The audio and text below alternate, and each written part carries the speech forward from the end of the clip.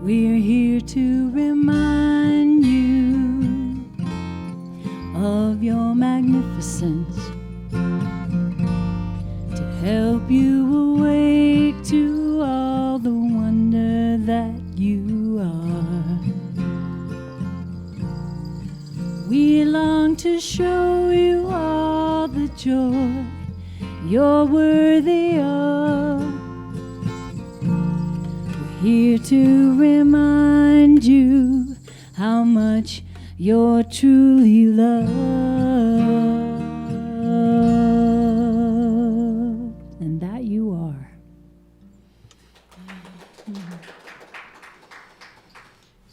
Thank you. We couldn't have Awakening the Divine Feminine without a Karen Drucker song or two, so here we're going to throw in some of those today.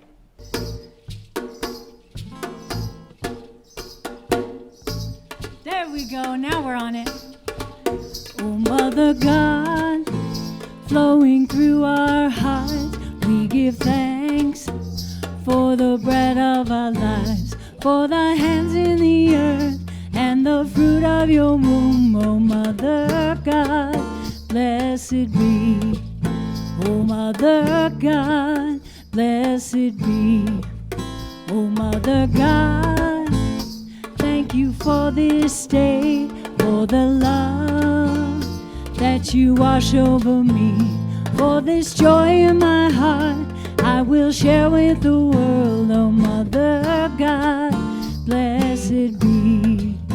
Oh, Mother God, blessed be. Oh, Mother God, flowing through our hearts, we give thanks for the bread of our lives, for the hands in the earth and the fruit of your womb. Oh, Mother God, blessed be. Oh, Mother God, blessed be.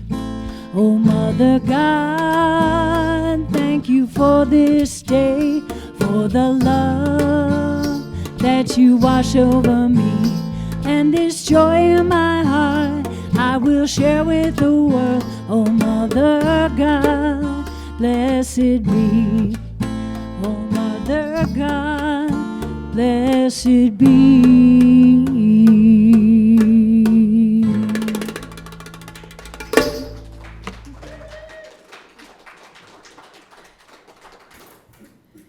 Well, good morning, beloveds, and welcome to Unity on the Avenue. My name is Reverend Dr. David Goldberg, and it is a joy to be with you and welcome you into our community, whether you're with us in person, whether you're joining us on the Labyrinth, which is also in person just outside, whether you're joining us online. You are integral to who we are and what we do.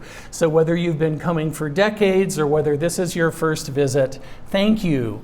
Thank you for choosing to be here, because what we know is all we have is this moment. And what a joy it is to share it together. We are a radically inclusive community. We welcome all people. We honor all faith traditions, all relational orientations, and all gender identities. So whoever you are, wherever you are on your path, you are a perfect expression of the divine. You are welcome here, and we are honored to have you with us this morning. So as Maylin shared, we've been having some interesting challenges this morning, and thank you for your grace. Thank you for allowing us to have this human experience. We're welcoming some new band members. We're welcoming a new audiovisual technician. We are welcoming some new vocalists. We are welcoming some new technology and microphones. So we know that God is in and around and through it all, and we just bless it and know that it's all working perfectly. So just by way of some brief announcements for you, we have some great classes coming up, some great workshops. We just completed 4 weeks of the Labyrinth as a spiritual tool, and that culminated with a walk on our labyrinth last Wednesday night. It was a glorious spring evening. We had 15 or 20 people blessing the space with their presence, and then that led into another wonderful labyrinth walk yesterday in honor and recognition of World Labyrinth Day. So I'd like to extend my gratitude to the dozens of people who joined us on those two occasions, and would love to extend the invitation for you to join us for some of our upcoming workshops. We also are so pleased to have restarted once again our gong bath. It's the second and fourth Tuesday of every month. Greg continues to do a beautiful job. We've reformatted it oh so slightly, so it's just Greg and you and the gong bath. So please join us for that.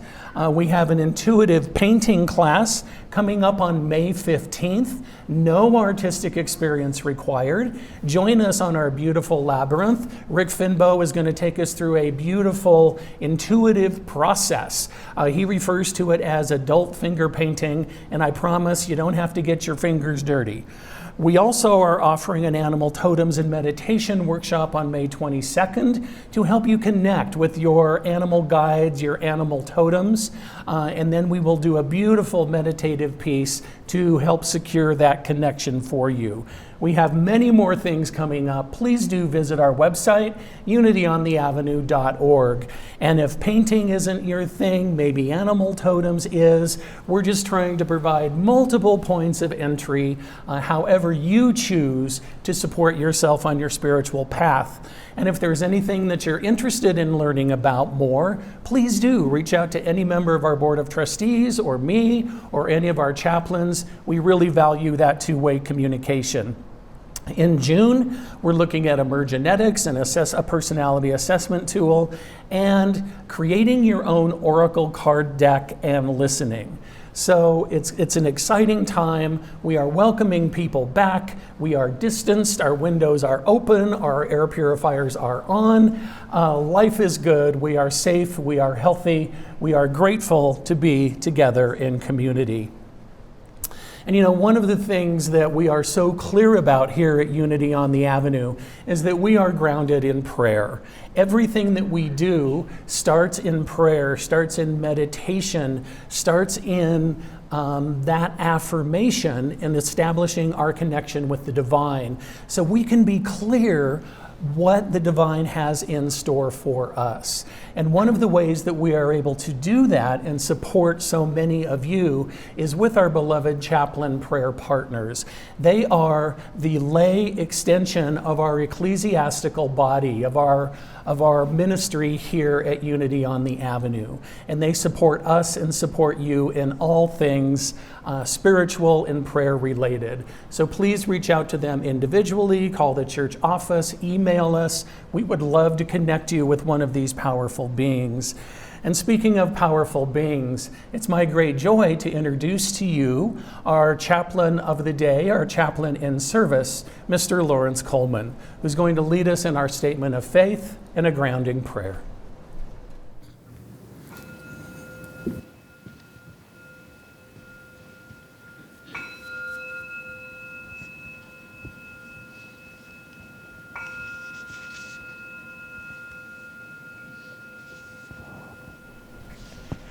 Good morning, Unity on the Avenue. Thank you for being here this morning on this beautiful day. Please join me in the statement of faith. There is one power and one presence in the universe and in my life, God, the good, omnipotent. In this morning's opening in honor of the Divine Feminine is a poem from Lusa Tish. Praise and love to those who seek, to those who know and those who speak, to those who smile with tender eyes, whose wisdom penetrates the lies, to those who sing and those who cry, for those who fight for right and die, to those who live to ripe old age, to great-grandmother, the family sage, Praise and love to my daughters, to those unborn and yet to come, who lead you on with song and hum from other worlds and through birth waters. Come forth, child, beloved daughter, praise and love to the mothers of the world. Praise and love to the sisters of the world. Praise and love to the women of the world. Praise and love to my daughters. Surely the presence of God is in this place. I can feel the mighty power and the grace. I can hear the brush of angels' wings. I see glory on each face. Surely the presence of God is in this place.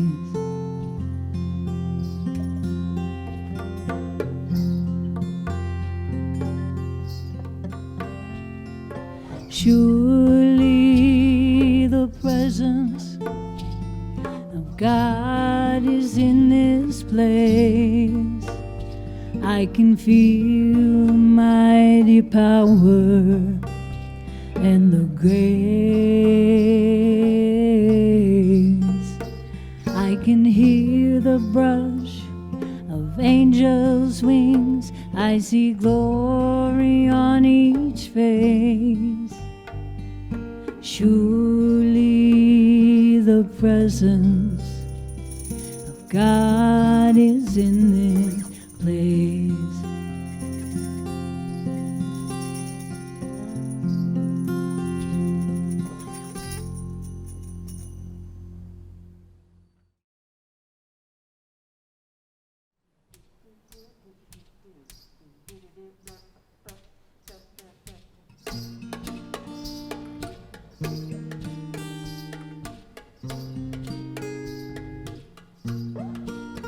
I see the beauty in you, I see the power in you, I see the greatness in you, and so it is.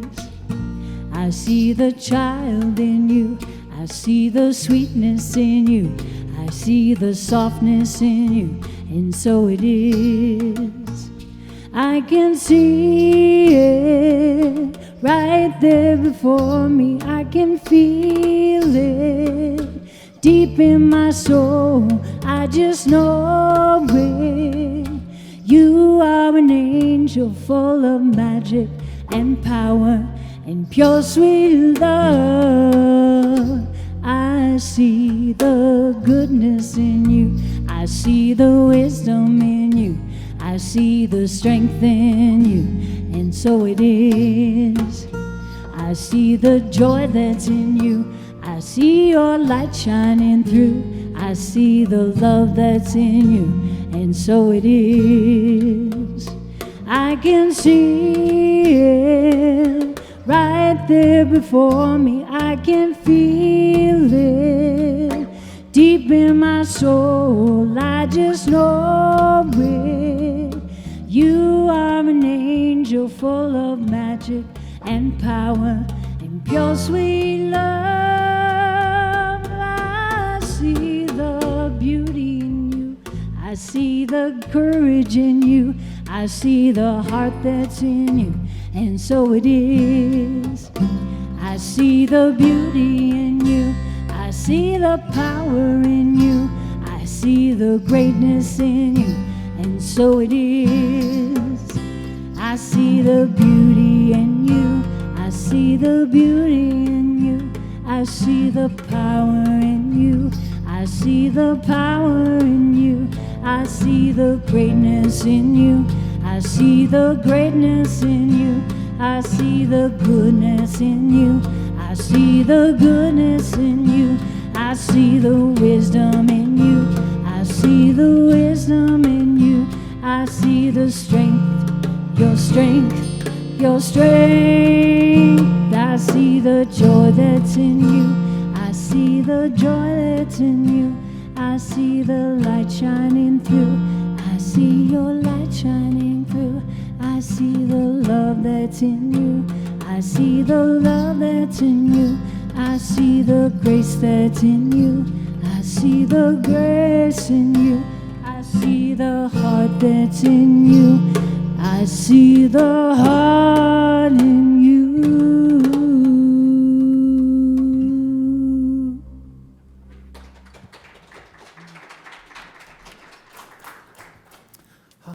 Excellent.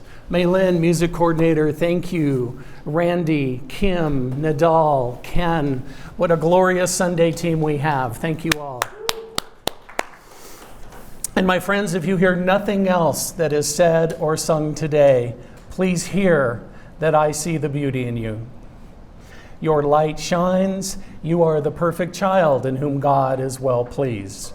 And what a blessing it is to spend time with you today. So in this month that we honor mothers, we thought it appropriate to honor the divine feminine in all of us. And before our divine masculine gets wound up, just know that we're going to be honoring the divine masculine next month when we honor fathers. So you see, we all have all of these energies. We all incorporate all of this wonderfulness from the divine, from God, from the master teacher, however you choose to define your higher power. All of these characteristics live in all of us. And like so much to do with the rest of life, it's about balance. It's about the yin and the yang. And sometimes it's appropriate for us to be predominantly in our divine feminine. And sometimes it's appropriate for us to be in our divine masculine. And let's not get confused with gender when we're talking about the divine feminine, the divine masculine. We're not talking about gender. We're not talking about gender identity. We're talking about the God qualities that live in each and every one of us. So many of us are of a certain age and or appreciate great music. Who remembers the Fifth Dimension and the Age of Aquarius? Yep, thank you. You are my people. So that song was released in March of 1989. And you may recall the opening verse. When the moon is in the 7th house and Jupiter aligns with Mars, then peace will guide the planets and love will steer the stars. This is the dawning of the Age of Aquarius, right? Well, I was so wound up in the rhythm and the music and the fifth dimension, and I loved everything about it, I really didn't necessarily pay attention to the bigger message. And that bigger message is indeed, this is the dawning of the Age of Aquarius.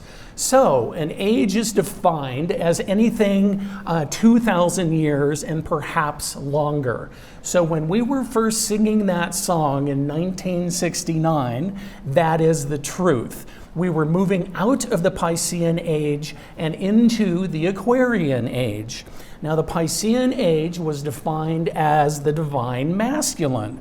It's defined as masculine energy, as more doing rather than being, as being in action, as progressing, as moving forward, as pushing. And like everything, there is a shadow side to the divine masculine and the divine feminine. So as we move from the Piscean age into the Aquarian age, this is the age of the divine feminine.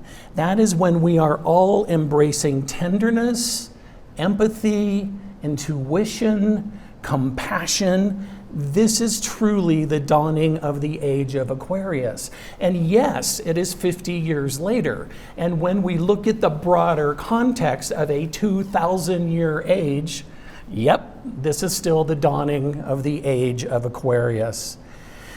Again, to be clear, the divine feminine and the divine masculine exist in all things, including us as spiritual beings. Today we're going to talk about the divine feminine archetype and how to embody and bring more of that balance into our lives. The divine feminine and the divine masculine can't exist without each other. This means that despite our cultural associations of masculine and feminine and men and women respectively, we all have both of these energies within us. They just might not always be evenly balanced. Too much masculine and we get aggression and domination. Too much feminine and we get disempowerment and stagnation. Everyone has both qualities. It's not about our gender. The place where these two sit in balance is the sweet spot to which we aspire in our daily lives. So the energy of the feminine embodies the nurturer, the healer, the compassionate peacemaker, while the masculine energy is focused on doing and achieving. They're meant to complement and support each other. It is indeed the yin and the yang. The qualities of the divine feminine can be seen throughout many religious and spiritual traditions in the form of goddesses or goddess energy and powerful feminine figures such as Shakti in Hinduism and Venus in Roman mythology, among many others. The divine feminine is soft and fierce when necessary, loving and supportive. It's a paradigm for universal motherhood. Again, don't let the word mother throw you off. Everyone can access their inner divine feminine regardless of gender. Through honoring the sacred feminine, we find natural access to spiritual qualities like receptivity, patience, the ability to listen, and the care for all of life. So just a few qualities associated with the God qualities of the divine feminine: intuitive, heart-centered, compassionate, wise, accepting, forgiving, collaborative, reflective, creative, sensual, kind, and gentle.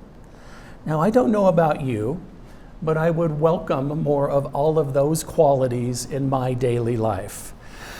So how do we connect to that? What does that look like? What does that feel like as we go about our human walk, as we go about our human existence? Well, we all know we live very much in an action-oriented society. Many of us on a spiritual path appreciate the ability to be, and yet there's still a fair amount of do. And yes, I said do repeatedly for any number of reasons. And in our beloved community, we are so blessed to have people who are theoretically complete with their paid work experience. We have many volunteers who are retirees, and oh my goodness, some of these folks are so busy with their church work and their families and everything that's happening in their lives. I love them, I bless them, I honor them, and I get tired when I watch our octogenarian board president and all that she is and the many ways that Eustaine shows up and the many ways that she's blessing us. I said, honey, I need some of your vitamins. She's so good and she's so present in all that she does. So how do we connect with that divine feminine then? Here are just a few ideas for you. If you connect with one or two, that's great. If you're in your structural brain and you want to write down the whole list, that's perfect too. Whatever works for you. The first thing I would suggest is reclaim rest, right?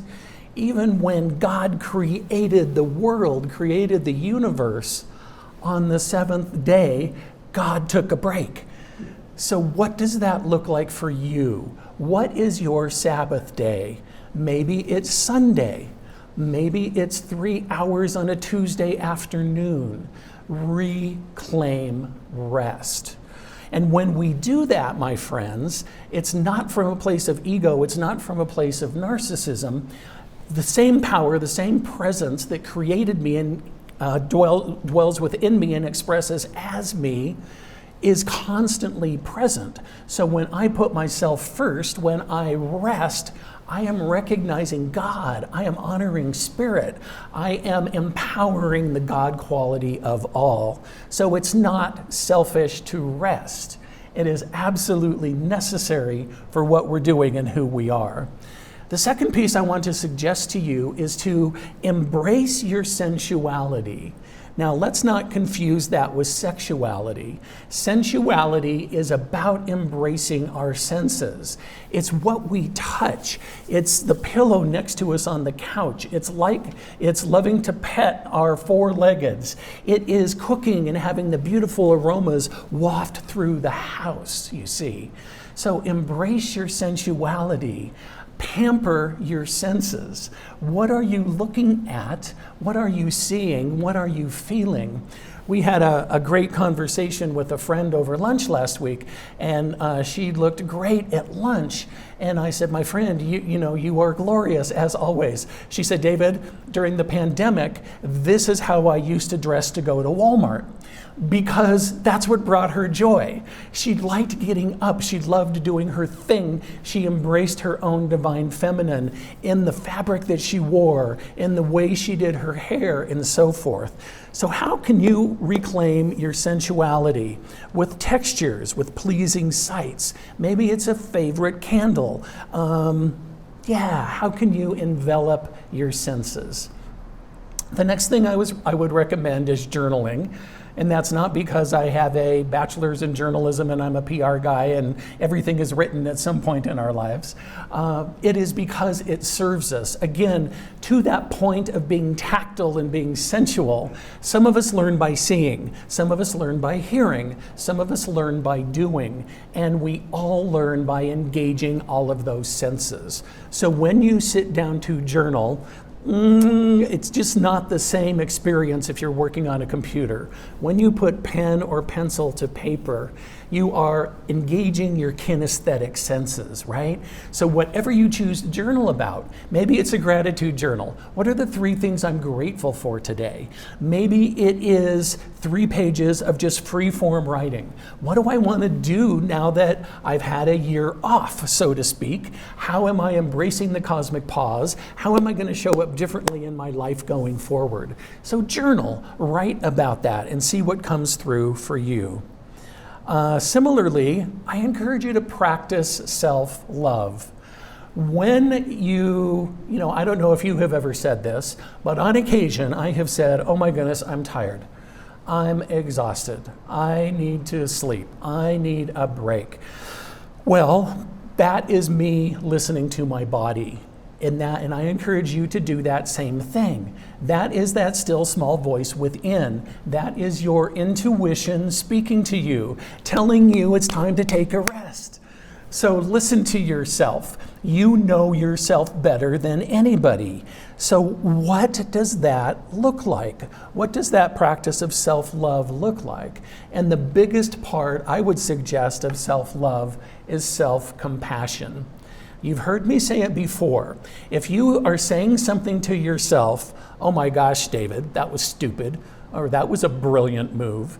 If you hear yourself saying something to you that you wouldn't say out loud to a loved one, stop it.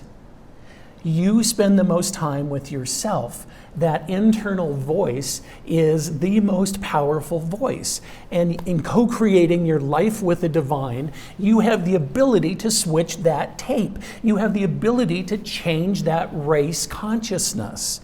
So, what does your self-love look like? What is your self-compassion about? Another thing that might work for you is to get in touch with your dreams. Many of us process through our dream state. And if we can engage in the conscious practice of choosing to remember where we go, what we do, what we think about in our dreams, it will inform our conscious lives as well. So, do you remember your dreams? Do you want to remember your dreams? What does that look like? What is that informing for you? Again, prioritize me time. That's not from a place of ego. That's not from a place of narcissism. Again, you are that perfect child in whom God is well pleased. So when you put yourself first, you're putting God first. And as a person of faith, you already know the value and the benefit of doing that. And part of that process is, of course, listening to your intuition. So take the time to meditate. It is said that when we pray or we extol or we beseech, we are reaching out, and generally we're asking for something, either for ourselves or for a loved one. Maybe it's health, maybe it's finance related, maybe it's job related or relationship. When we pray, we're asking. When we meditate, we're listening. So if you've ever been in that place of thinking, God isn't listening to my prayers, or God isn't responding, or my higher power isn't paying attention, hello, universe. Well, my friends, I would suggest that God is always there. The universe is always listening. Perhaps in your human busyness, you haven't slowed down enough to listen to the answer. So tap into your intuition, and along with that, go within. So the divine masculine would say, I have a situation, and I know that I have these three choices. I can respond like this, or like this, or like this. And that's perfect. That has served us all well for much of our lives. And the divine feminine would invite us to say, rather than making a decision right now, what else might be true? To step back, to take a look at the bigger picture. So perhaps parents and grandparents who are within the sound of my voice have had the experience of sharing with a beloved next generation person. Take a moment to think about what you're doing.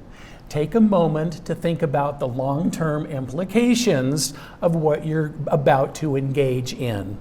Now, I just caution you to think about tone when we're doing that, right? This is not punitive. This is not a punishment. We're not pulling something back. We're not waiting because you're going to screw it up or you're going to do it wrong. We're simply providing more space for spirit to engage and allow and guide us in that process. So that's just a few thoughts about how we might engage the divine feminine more. And on the bigger picture, what we know as metaphysicians is it is beyond the physical. It is beyond us. So how can we embrace what we're talking about in the divine feminine on a global scale? Because we know it is part of our work to support ourselves, to support our community, and to support the entire planet. So for those who choose, just a couple of ideas for you. What if we look at divine feminine through the lens of climate change? I would offer that nothing is more divinely feminine than Mother Earth. And by tapping into our own feminine energy, we can protect the earth from the fallout from climate change. In spirituality, in religion, obviously, everyone here is on a spiritual path. The divine feminine can be seen throughout many spiritual traditions and religious traditions. To favor the divine masculine in spirituality is to ignore the very energy of creation that we all come from. And just as well, so much of the essence of spirituality involves going within, as we've already discussed. What about business? Well, having a balance of divine feminine energy can make us better leaders. It can make us individuals who understand the value of community, the value of compromise, the value of collaboration. So in turn, that will encourage those with whom we're working and those with whom we're connecting to engage in those same conversations. So one simple ritual then for embracing the divine feminine is to simply get outside. Just as we did here Wednesday night and yesterday afternoon, getting in our beautiful garden, walking the labyrinth, connecting with the earth, that allows us that moment of connection, of groundedness, you see. So we can release everything that no longer serves us on any level. We can release it back to the center of the earth where it is appropriately dispelled to harm no one, where it is reformulated in the good and the positive. So when we connect with the earth in any way, it allows us that chance to stay grounded, it allows us that chance to release and to be open to our greater good, whatever that looks like on any level. So the bottom line then is the divine masculine and the divine feminine are archetypal representations of energies within us all. The key is to find the balance.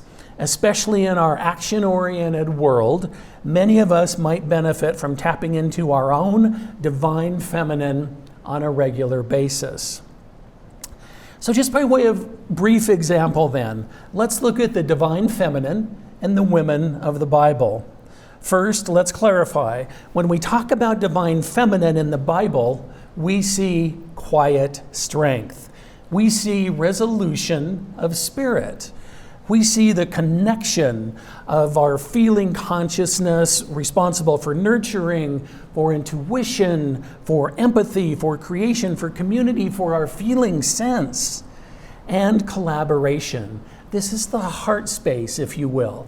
This is what we're talking about when we say we make the longest connection of the 18 inches between the head and the heart. Remember, in God's image, we were all created. We have that masculine and feminine within us. So as we look at those women of the Bible then, who were they? What did they do? What did they have to say? Well, just like our society today, these women were mothers, wives, and widows. They were also merchants, prophets, potential political advisors, warriors, judges, priests. One was a deacon, not a deaconess, and assassins and diplomats, and some had shady pasts. The women in the Bible were rarely written about by name, but if we count the women with names, about 8% of named individuals are women. As for having a voice, 93 specific women had a voice within the Bible. Not many in comparison, but like I said, a quiet strength. How many can we relate to? Here's a couple we know because of their stories. Mary Magdalene. She was a close follower of Jesus as he traveled. She also supported his travels, and there were other women who accompanied Jesus and the disciples in their work. She helped finance his ministry. She was also the first to see and hear the master teacher after his execution. And just to clear up a rumor that got started in the 6th century by Pope Gregory the Great, she was not a prostitute. When have we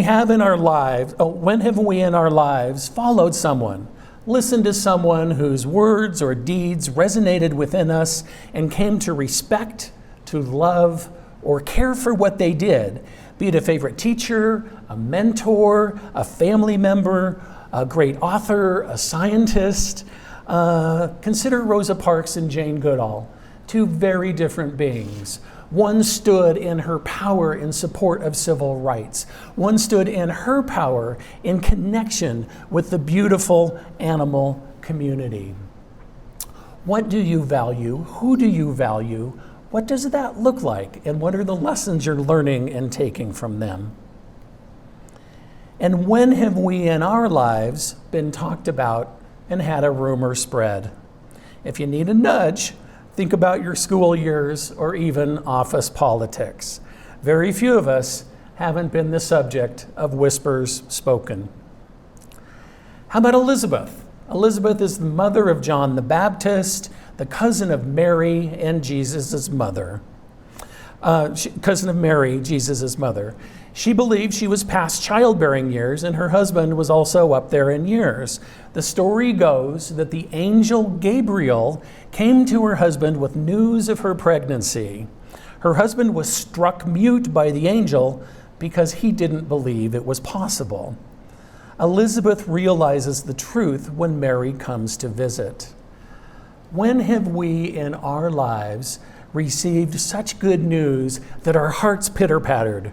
We don't need to think too far from this story.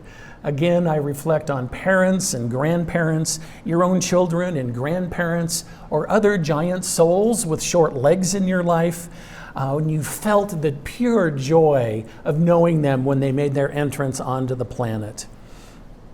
The divine feminine in us, then, is to acknowledge all that we are, warts and all, with love and understanding and grace. So let's go a bit deeper, because we can. Metaphysicians, this is for you. What does the divine feminine feel like in metaphysics? The other than physical presence than what we are. In the Hebrew scriptures, we have the Shulamite women, peace and protection, peace-loving, restful.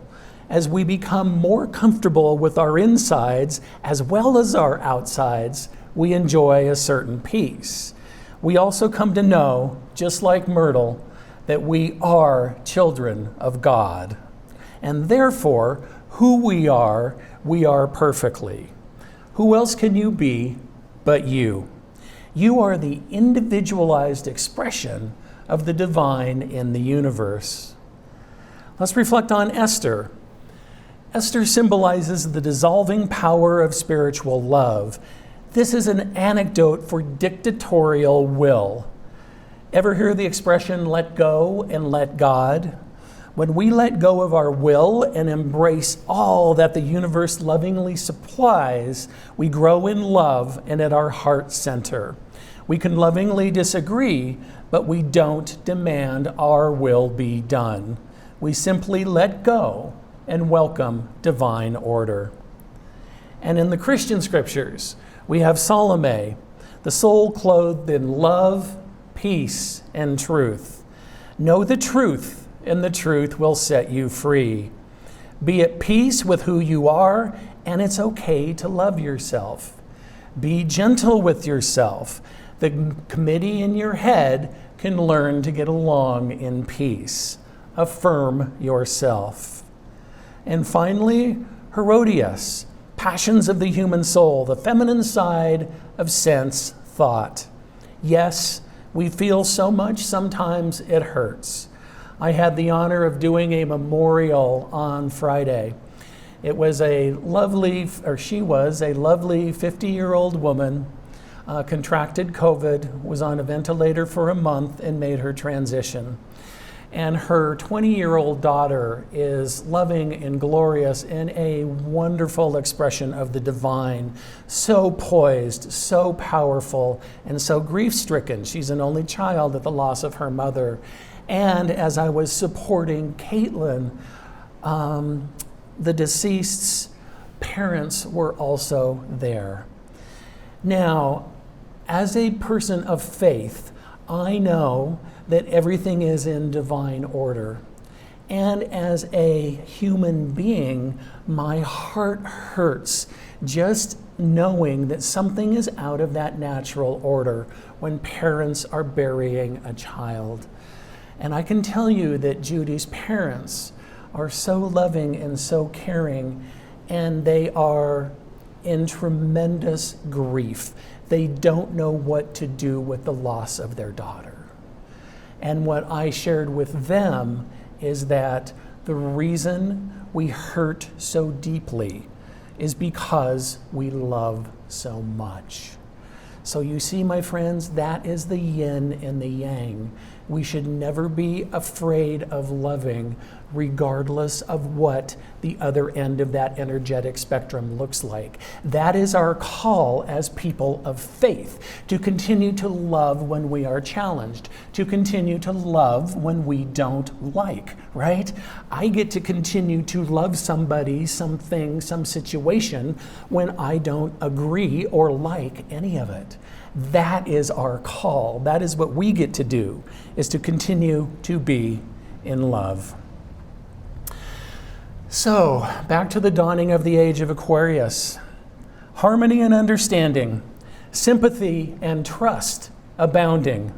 No more falsehoods or derisions, golden living dreams of visions, mystic crystal revelation, and the mind's true revelation, liberation, Aquarius. Join me, if you will, as we ground this in prayer. Mother, Father, God, thank you for this opportunity to explore that which is a part of all of us, that which is the divine feminine. For we know, regardless of our gender identity, we bless all of those God qualities. We invite them in with grace, with ease, with joy, and tremendous love. And we seek that balance in our lives, knowing that as spiritual beings, having a human experience, we just bless all that comes forward for us, and we know that we are at conscious choice as to how we express. That we know that every action, reaction, interaction, and transaction is a conversation of God speaking to God. So we are gentle with ourselves as we continue to learn, to grow, and to expand. We are gentle with those around us with whom we may have a difference of opinion, knowing that they too are the perfect expressions of the divine, especially when they show up in interesting ways. We get to continue to love them, to honor them, to bless them. Because by doing so, that is how we raise the vibration on the planet. When we move from if to know, from doubt to love, we bless it, we honor it, we feel it, we lean into it. We know it is ours. And we are so thankful for the ability to change our thinking, to change our thoughts, to change our lives, and to change our frequency.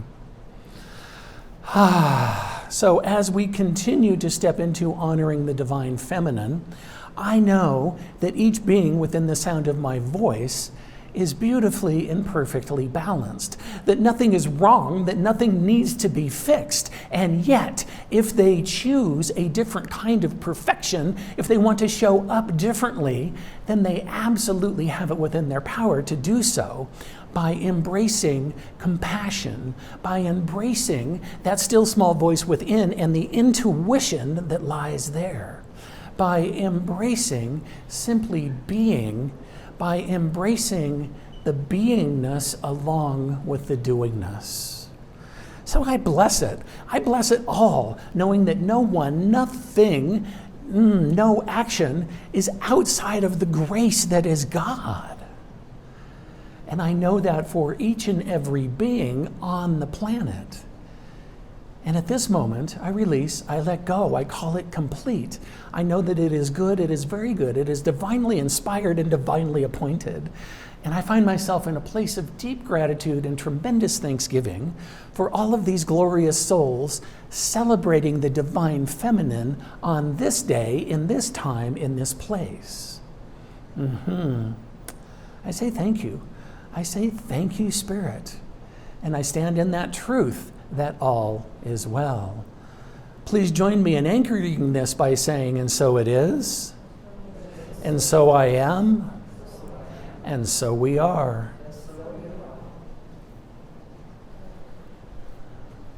So he's already gone over the lyrics, so feel free to dance. And unfortunately, we're not supposed to sing, and though I loved hearing it earlier, I just love it, but with the COVID restrictions, dance around a lot, okay? With us, shall you?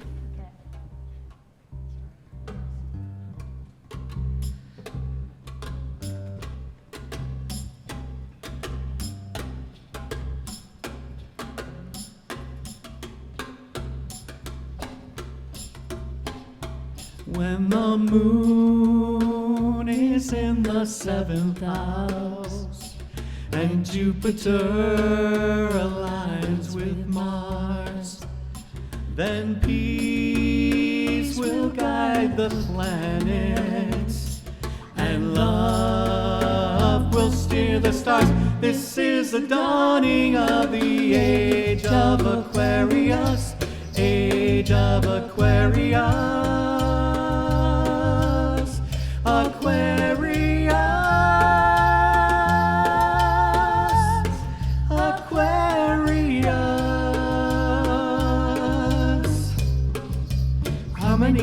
understanding, sympathy and trust abounding. No more falsehoods or derisions, golden living dreams of visions, mystic crystal revelations, and the souls of liberation. Aquarius, Aquarius.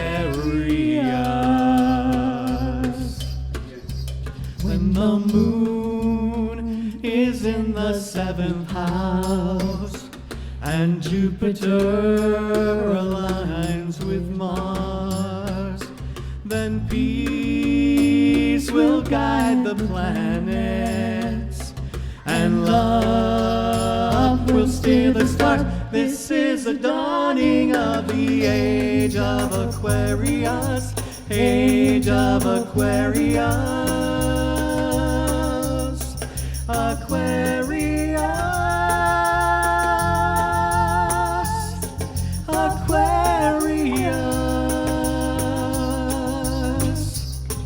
Aquarius, Aquarius. Come on, here we go.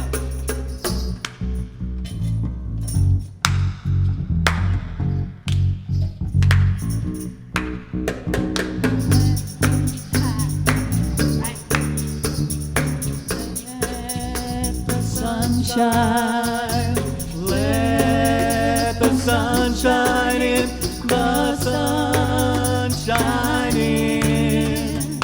Let the sunshine, let the sunshine in, the sunshine in. Come on. Let the sunshine, let the sunshine in, the sunshine in. one more time. Let the sunshine, let the sunshine in, the sunshine in. Let the sunshine. Bring on down. Let the sunshine in. The sunshine in.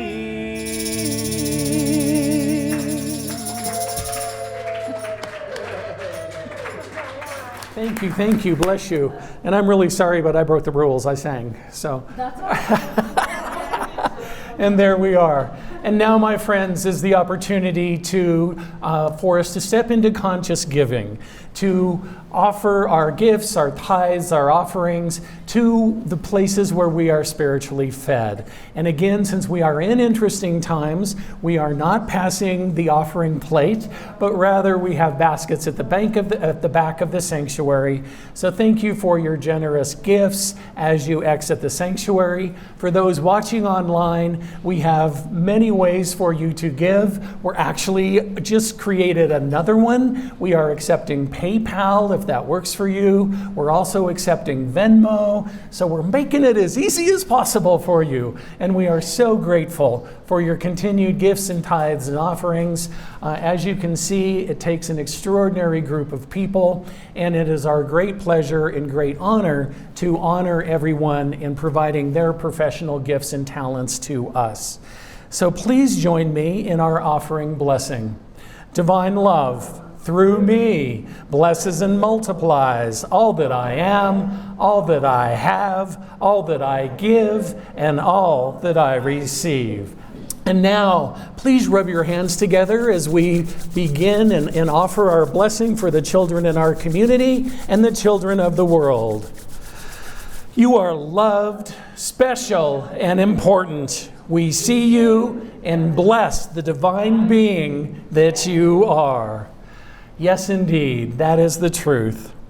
And as we prepare for our benediction to go forth into this beautiful day and this extraordinary week, once again, you are loved, you are beautiful, we see you, and we honor you. Please join me in our prayer for protection. The light of God surrounds us. I am that light. The love of God enfolds us. I am that love. The power of God protects us. I am that power. The presence of God watches over us. I am that presence. Wherever we are, God is, and all is well. Go in power.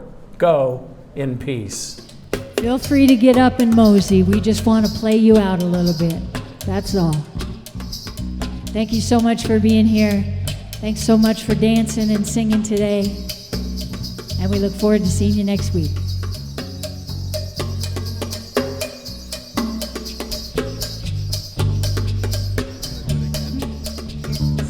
Let the sun shine. Let the sun shine in. The sun shining. Let the sun shine. Let the sun shine in. The sun shining. Let the sun shine. Let the sun shine in. The sun shine.